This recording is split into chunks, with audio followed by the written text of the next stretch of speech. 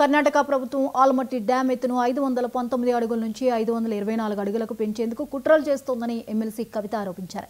ఈ వారంలోనే Krishna tribunal hearing ఉందని, ఆ సమావేశానికి నీటిపారుదల శాఖ మంత్రి ఉత్తమ్ కుమార్ రెడ్డితో పాటు సీఎం రేవంత్ రెడ్డి హాజరై ఆల్మట్టి డ్యాం ఎత్తు పెంచడం వల్ల రాష్ట్రానికి జరుగుతున్న నష్టాన్ని అధికారులకు వివరించాలని కవిత డిమాండ్ చేశారు.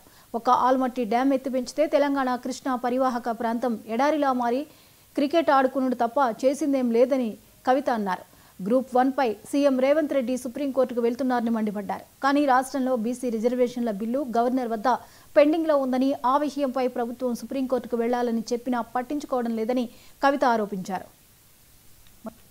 మరిగా మన తెలంగాణ అత్యంత దారుణంగా మనం దుఃఖపడతాం. ఒకవేళ ఆల్మట్టి కనుక 5 మీటర్లు హైట్ పెంచుకొని 100 టీఎంసీలు కనుక వాళ్ళు నిలవ ఉంచుకుంటే నిజంగా కూడా మన తెలంగాణ ప్రాంతంలో ఉన్న కృష్ణా నదిలో క్రికెట్ ఆడుకున్నాడు తప్ప ఇంకో దానికి పనికిరాని పరిస్థితి వస్తుంది. ఇప్పటికే నారాయణపూర్ దాటి ఆల్మట్టి దాటి మన తెలంగాణకి కృష్ణా నది రావడానికి ఆగస్టు దాటిపోతుంది. అయితే బీభత్సంగా వర్షాలు పడితే తప్పితే వరద రానటువంటి పరిస్థితి మనకి ఇప్పటికే ఉన్నది. అటువంటిది ఇంకొక 5 మీటర్లు పెంచితే 100 టీఎంసీలు నిలవ ఉంచితే కృష్ణా నది అనేటటువంటిది కనుమరుగయ్యే పరిస్థితి కనబడుతుంది.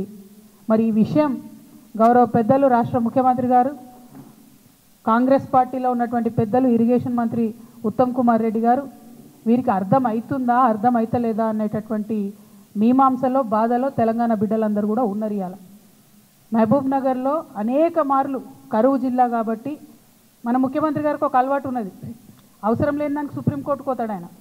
విద్యార్థులు, నిరుద్యోగులు వాళ్ళకి సంబంధించి నిన్న హైకోర్టులో మంచి తీర్పు వచ్చింది.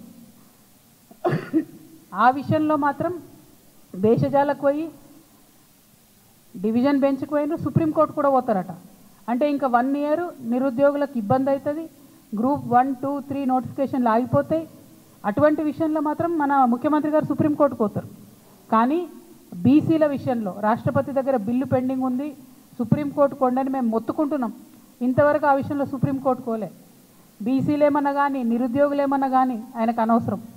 ఎవరు హ్యాపీగా ఉండాలి? కాంగ్రెస్ పార్టీ బాగుండాలి, సోనియా గాంధీ గారు హ్యాపీగా ఉండాలి, సిద్ధరామయ్య గారు పక్క రాష్ట్రంలో హ్యాపీగా ఉండాలి. కాబట్టి మన నీళ్ళ విషయంలో సుప్రీంకోర్టుకు పోరు. నేను డిమాండ్ చేస్తూ ఉన్నా, మీ వైఖరిని తెలంగాణ ప్రజలు గమనిస్తూ ఉన్నారు. మీరు నిజంగా పాలమూరు పులిబిడ్డనా లేకపోతే ఉట్టి పేపర్ టైగరా అన్నది ఈ ఆల్మట్టి ఎత్తు ఆపడంలో మీ సంగతి ఏందో తెలంగాణ ప్రజల ముందు బట్టబయలు కానుందని